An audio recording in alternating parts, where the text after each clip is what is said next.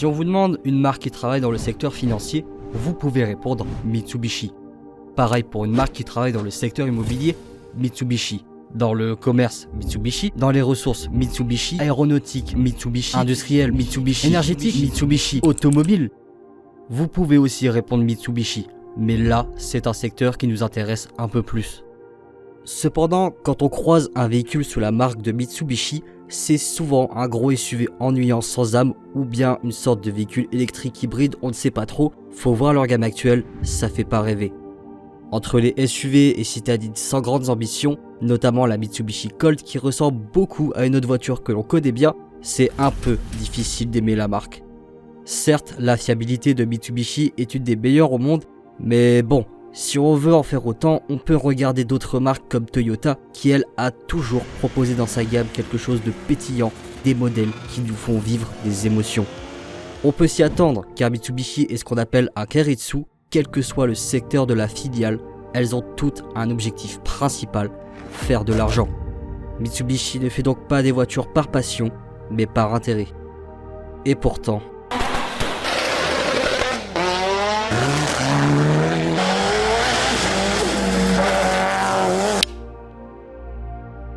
Le cas de Mitsubishi est un keiretsu horizontal.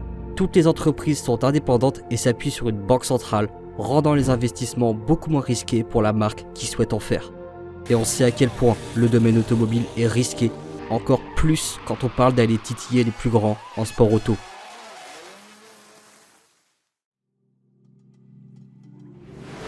Notre histoire remonte il y a plus de 150 ans, soit en 1868. Cette année marque un tournant très important dans l'histoire du Japon, car il s'agit de la fin du shogunat qui durait plus de 700 ans.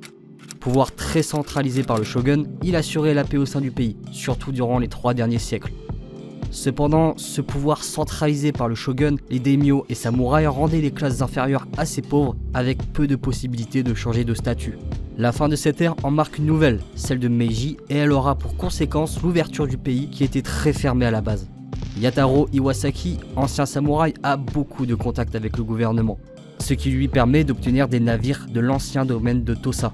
Et il est visionnaire, il voit que les choses changent et que le Japon se dirige droit vers la mondialisation. Avec ses bateaux, Yataro décide de se lancer dans le transport maritime sous le nom de Tsukumo Shokai. Voyant que son affaire marche et étant un des premiers à le faire, il renomme son entreprise à ce que l'on reconnaît plus aujourd'hui, Mitsubishi Shokai. Mitsu signifie 3 et Bishi, losange. Bien vu. Plus sérieusement, les origines de ce logo sont plus profondes que ça. L'ancien clan de Yataro, le clan Tosa, avait pour emblème 3 feuilles de chêne assemblées en triangle.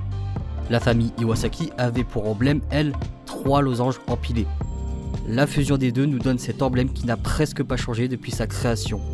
Mitsubishi se fait donc un nom, mais surtout de l'argent, et c'est en 1880, soit 10 ans plus tard, que Yataro crée une nouvelle filiale, Mitsubishi Bank, vous l'aurez deviné, dans le secteur financier.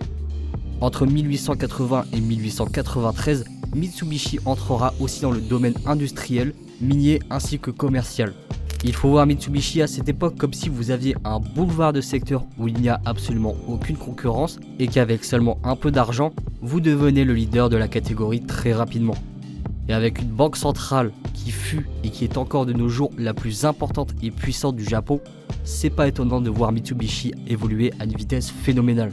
Après attention, je dis pas que c'est l'autoroute du kiff et qu'il n'y a aucun obstacle, comme par exemple les guerres. La première et deuxième guerre mondiale ont sérieusement impacté Mitsubishi, mais en réalité tout le Japon pour être honnête. Cependant, Mitsubishi réussira à en tirer un certain profit en continuant de se diversifier. 1921, Mitsubishi Electric. 1928, Mitsubishi Aircraft Company. Années 50, Mitsubishi Oil, Chemical, Steel Estate. Années 60, Mitsubishi est un monstre à la puissance démesurée qui a réellement contribué à la reconstruction du Japon, non seulement en termes de services qu'elle propose, mais aussi en créant une quantité faramineuse d'emplois, rehaussant le niveau de vie des Japonais. Ce changement de visage du pays vers un pays moderne entraîne un exode rural. Les villes se développent et certaines comme Tokyo et Kyoto grossissent très rapidement, autant la ville centrale que ses banlieues qui l'entourent. Ça y est, la voiture devient le moyen indispensable pour se déplacer à tous les foyers, modestes comme aisés. Mais des marques comme Toyota, Nissan, Mazda et Honda sont déjà bien implantées dans ce domaine. C'est un pari risqué, très risqué. 1970, Mitsubishi Motors.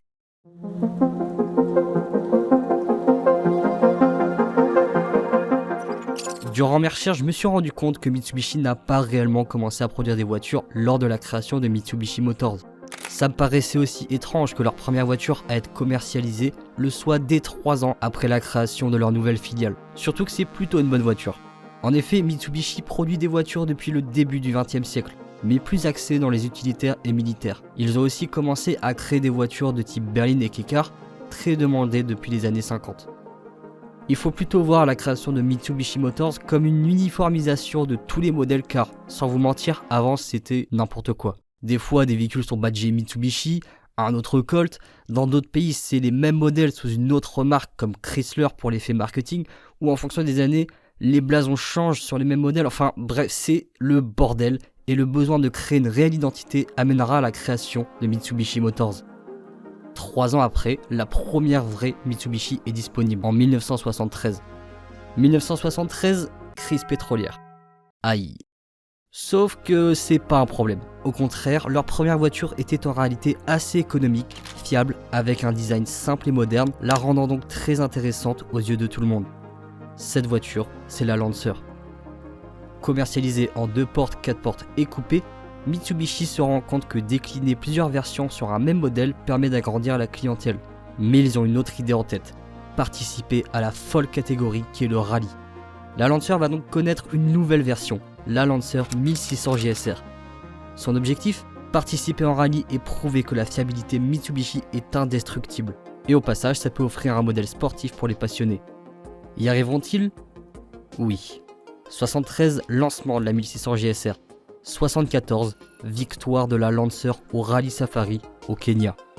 Moins d'1 an pour remporter un des rallyes les plus extrêmes concernant la fiabilité.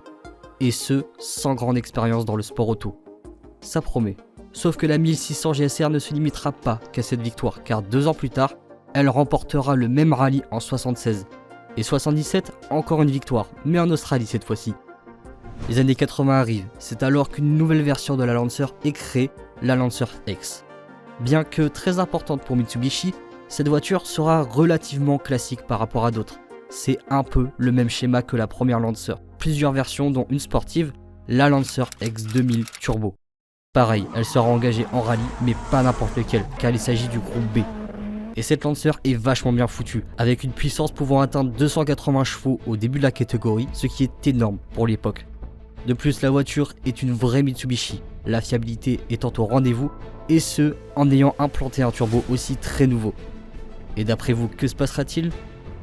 Rien du tout. Un fossé sépare les 2000 turbos de la concurrence. Si vous avez vu mes vidéos précédentes, vous savez ce qu'il y a en face, et c'est pas une promenade de santé face à Peugeot, Audi et Lancia. Le maximum qu'ont pu faire les 2000 turbos sont là où elles ont l'avantage, la fiabilité. Donc en Afrique, en étant au mieux, 2e, sur 2 courses, durant toute l'existence du groupe B. C'est pas beaucoup, c'est même très peu. Alors pourquoi cette Lancer X est-elle si importante pour Mitsubishi? Si gagner en compétition renforce l'image de marque, l'inverse peut aussi avoir le même effet. Ils n'ont plus le droit à l'erreur maintenant. Avec la fin du groupe B, les règles sont beaucoup plus encadrées, mais ça n'empêche toujours pas de prendre le règlement à l'envers en développant une voiture de course pour la route, un peu comme une Ferrari. Et on arrive au moment où la Lancer ne va pas simplement changer. Non, là on parle carrément d'évolution.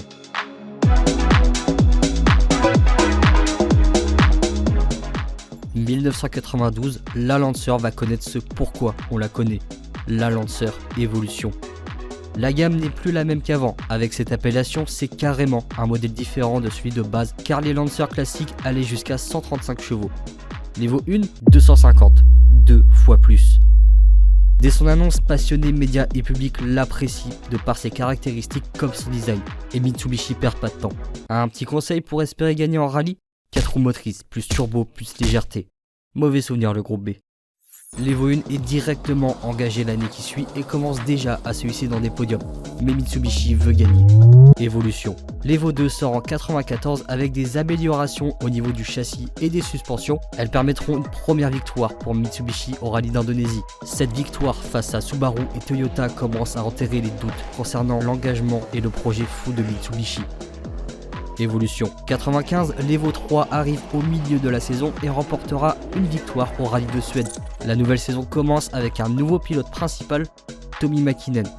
Et la connexion entre Mitsubishi et lui ne feront qu'un, car en 96, la Lancer Evo devient une réelle prétendante au titre avec 4 victoires sur des terrains variés. Tommi Mäkinen devenant champion du monde au passage. Pas mal pour une première saison. La Lancer Evo n'est plus seulement fiable, elle commence à faire chier Subaru qui pensait se retrouver tout seul après le bannissement de Toyota. Évolution. L'Evo 4 va marquer le tournant pour Mitsubishi. Déjà, l'Evo 4 se voit doté d'un nouveau châssis et du Activio Control, un système qui permet grossièrement d'améliorer de façon considérable la transmission. 6 victoires pour cette saison, à chaque fois gagnées par Mäkinen qui remporte le titre pilote de 97. Évolution. L'Evo 4, bien qu'assez révolutionnaire, ne fera qu'une seule saison pour laisser place à l'Evo 5 en 98. La saison de 98 est une des plus emblématiques de toutes. Pourquoi ? On est à la fin de la saison sur la dernière spéciale. Tommi Mäkinen et Carlos Sainz dominent le classement. Cependant, Mäkinen a quand même assez d'avance sur Sainz, ce qui fait que l'on connaît déjà un peu le vainqueur et côté constructeur, c'est Toyota qui est en tête avec 5 points d'avance. Sauf qu'on est en rallye et tout peut arriver. C'est justement ce qu'il se passera. Sur cette dernière spéciale, Mäkinen arrive dans un virage sur asphalte où il y a beaucoup d'huile répandue dessus. Et Mäkinen n'a pas été prévenu. Il arrive à pleine balle dans ce virage et percute inévitablement une pile de béton, ce qui nous donne des images folles avec une Evo 5 roulant sur 3 roues avec des étincelles de désespoir. Mäkinen essaiera de finir la spéciale, mais il est forcé de s'arrêter. D'un coup, tout le destin de cette saison a changé. Carlos Sainz est à 2 doigts du titre de champion du monde. Pour lui, la course se passe très bien. Il est dans une forme splendide, enchaîne les virages avec une vitesse incroyable et ne fait aucune faute. On arrive sur la dernière ligne droite. Plus qu'un petit kilomètre pour être champion du monde. Mais tant qu'il n'a pas passé la ligne, tout reste possible. C'est alors que Sainz sent que sa Corolla perd de la puissance. C'est pas grave, il suffit juste de franchir la ligne d'arrivée. Sauf que la Corolla perd de plus en plus de puissance jusqu'à ne plus du tout pouvoir accélérer. Elle s'arrête finalement à 600 mètres de l'arrivée, essayant tant bien que mal de juste faire fonctionner la voiture, rien qu'un peu, mais rien n'y fait. La Corolla est morte. Ça nous donne d'autres images emblématiques, se faisant doubler par les autres participants et le copilote de Sainz furieux cassant la vitre arrière avec son casque. Donc, résultat de cette saison, Mäkinen est à seulement 2 points d'avance sur Sainz. C'est son 3e titre consécutif, ce qui est plutôt impressionnant. Quant au constructeur, grâce à d'autres Mitsubishi qui ont fini cette dernière course, Mitsubishi est premier au classement des constructeurs. Ça y est, Mitsubishi est sur le toit du monde. Ils ont réussi leur objectif principal. Je trouve ça incroyable quand on se dit que ça partait juste de l'idée de Yataro Iwasaki de se faire un petit business dans le transport maritime pour finalement se retrouver en sport auto dans une des filières sportives les plus énervées qu'il soit et nous offrir ça. Des voitures de fou, des saisons serrées comme ça avec des retournements de situation dignes d'un shonen. Franchement, ça peut s'arrêter ici. Mais je suis désolé pour vous, on n'est qu'à la moitié. Évolution. Comme pour l'Evo 4, l'Evo 5 ne fera aussi qu'une seule saison. C'est en 99 que l'Evo 6 apparaît pour remporter le titre pilote par Mäkinen avec 4 victoires. L'Evo 6 aura une version spéciale dédiée à Tommi Mäkinen, qui est sûrement la version la plus emblématique des Evo, la Lancer Evo 6 Tommi Mäkinen Edition. Mais côté titre constructeur, Mitsubishi a du mal. Mais là où il faut commencer à s'inquiéter, c'est en 2000.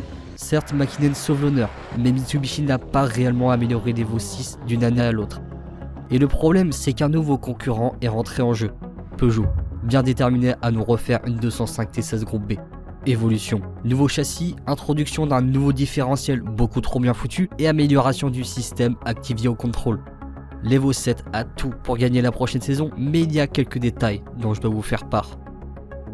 Premièrement, la légendaire association entre Mitsubishi et Tommi Mäkinen a pris fin, Mäkinen ayant rejoint Subaru. Perdre son pilote principal n'a jamais été une bonne nouvelle, surtout quand il gagne. Deuxièmement, les règles du WRC ont soudainement changé, rendant l'Evo 7 obsolète. Et pour finir, la concurrence est très forte face à Peugeot, Ford et Subaru. C'est alors que Mitsubishi se retire de la saison de 2003. Évolution, c'est décidé. 2004 marque le retour de Mitsubishi en WRC avec leur nouvel Evo 8 et sur cette saison, ils gagneront. Ils ne gagneront pas. Désolé pour cette fausse joie, j'aurais bien aimé y croire aussi, mais c'était la dernière année où Mitsubishi s'engagera en WRC.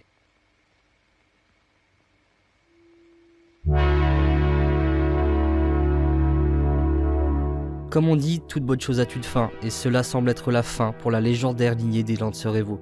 C'est dommage que ça s'arrête ici pour Mitsubishi, mais l'engagement WRC coûte énormément à la marque.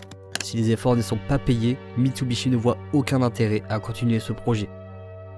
Sauf que non, nous sommes à la 8e génération de la Lancer et il y en aura 10.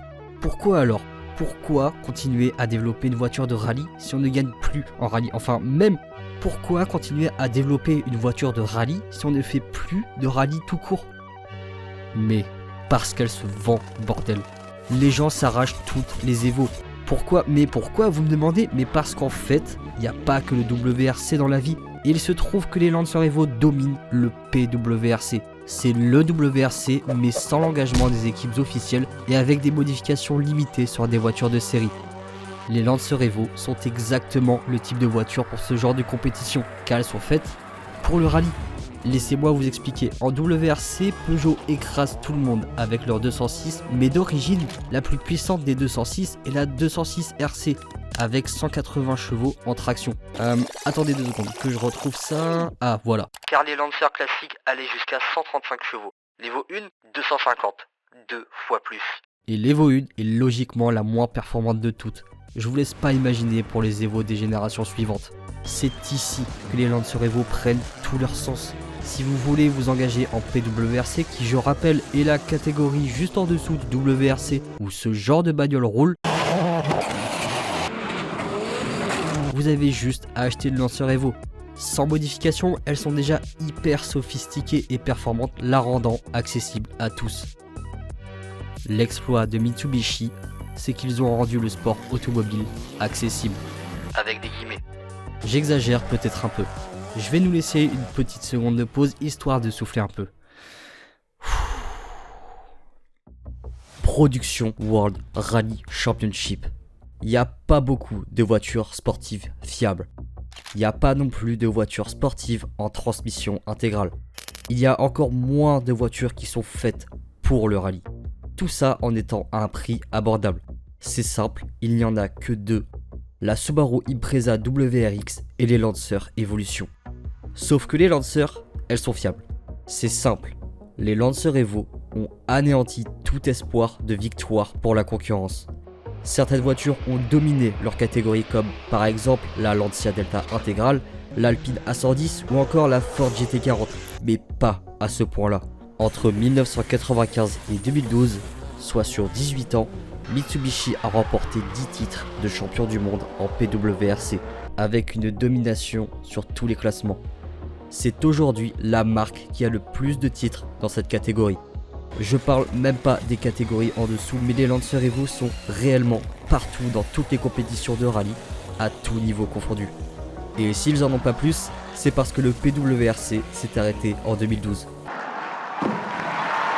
Ouais, je pense que c'est pour ça que Mitsubishi continue à produire des Lancer Evo.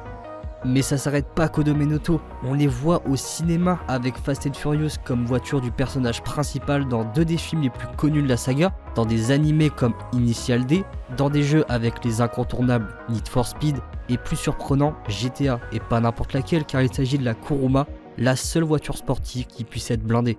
Elle est aussi apparue dans Top Gear, mais contrairement à beaucoup de voitures qui se faisaient atomiser sur chaque point, elle est carrément mise en avant en tenant tête à une Lamborghini Murcielago.